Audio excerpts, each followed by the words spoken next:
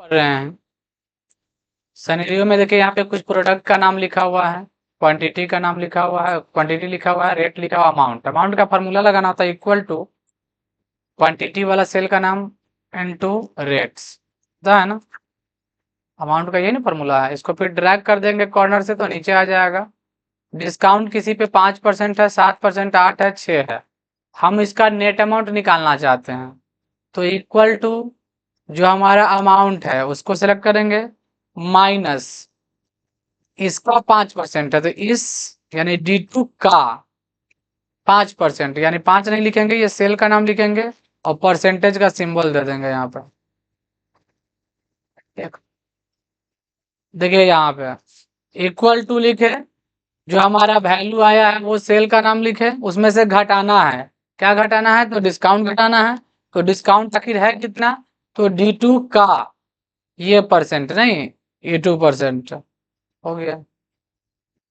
अब इसको ड्रैग कर दीजिएगा, सबका आ जाएगा। अभी सारे बिल को जोड़ना है तो यहाँ पे फार्मूला लगाएंगे जोड़ का, जिसमें ऑल्ट इक्वल टू दबा देने से सम का फार्मूला आ जाएगा ऊपर। देखिए टोटल का आ गया सम का फार्मूला, एंटर मार दिए। 1947 रुपया का बिल है। हम चाहते हैं डिस्काउंट ना अलग अलग लोगों के लिए हम अलग अलग सेट करें, यानी एक ही सेल में अलग अलग वैल्यू सेट करें। तो जिसके लिए हम लोग कहाँ जाते हैं? डाटा में, डाटा से जाते हैं सिनेरियो में, व्हाट इफ एनालिसिस से सिनेरियो मैनेजर। और यहाँ पे आ रहा है ऐड करने का ऑप्शन आ रहा है। सिनेरियो का नाम जैसे हम 3 तरह का प्राइस रखना चाहते हैं, एक होलसेल प्राइस तो होलसेल दे दिए, चेंजिंग सेल क्या दे रहे हैं? तो किस एरिया में चेंज होगा, तो ये एरिया ये है।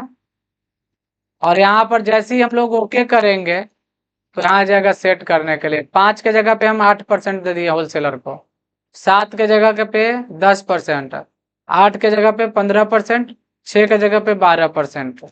यानी हम इसी सेल का वैल्यू होलसेलर के लिए अलग सेट कर दिए, इसको ऐड कर दिए। वो ऐड हो गया। अब हम रिटेलर का ऐड कर रहे हैं।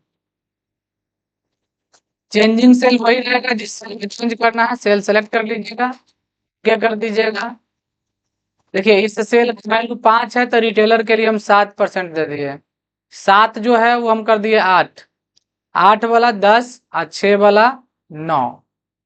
ओके, ऐड भी कर सकते थे। ओके किए तो क्या हुआ कि एक का सेट हो गया। फिर अगर चाहते हैं ऐड करना तो यहाँ से ऐड कर सकते हैं, जैसे जनरल प्राइस।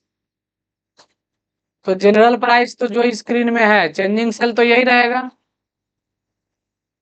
ओके कर दीजिएगा। जो रेट है वही रहने देते हैं जनरल में। अब ये 3 आदमी, 3 तरह के लोगों के लिए 3 तरह का डिस्काउंट आ गया ये। अब हमें होलसेलर को शो करेंगे डिस्काउंट से तो उसका वाला डिस्काउंट यहाँ अप्लाई होगा और बिल बताना कि 1824 रुपया का होगा। लेकिन वही रिटेलर यही सामान लेगा तो उसके प्राइस के अकॉर्डिंग, उसके डिस्काउंट के 1895 का है। और जनरल आदमी के लिए 1947 का है ये सामान। यानी एक ही सेल का हम लोग मल्टीपल वैल्यू सेट कर सकते हैं। हम बाद में बारी बारी से उसको अप्लाई कर सकते हैं। समझ गए? अगर किसी सिनेरियो में बदलाव करना है तो एडिट कर देंगे। यहाँ पे जनरल पे गए, एडिट कर देंगे। एडिट पे जाइएगा, यहाँ से जो भी सेटिंग, जैसे कि आपको ये सेल एरिया ही चेंज करना है, यहाँ तक जहाँ तक सेल सेट करना, यहाँ तक का सेल सेट करना तो यहाँ तक, जहाँ यहाँ तक का सेट करना, डाटा यहीं तक है ना, तो यहाँ तक कहीं सेलेक्ट करेंगे तो ये एडिट हो गया। ओके, फिर से बदल सकती है यहाँ पे, ओके कर दीजिए। अप्लाई करना है तो यहाँ से शो मारिएगा, अप्लाई होता है। रिटेलर शो मारिएगा, अप्लाई होता है। डिलीट करना है तो यहाँ से हम लोग डिलीट भी कर सकते हैं। एडिट कर दिए, ऐड कर दिए। और अगर समरी देखना है तो यहाँ से समरी भी देख सकते हैं। यहाँ पे सिनेरियो समरी में जाएंगे, ओके कर देंगे तो यहाँ दिखेगा कि किस सेल का क्या वैल्यू है। करंट वैल्यू इतना है, होलसेलर के लिए ये वैल्यू है और रिटेलर के लिए ये वैल्यू है।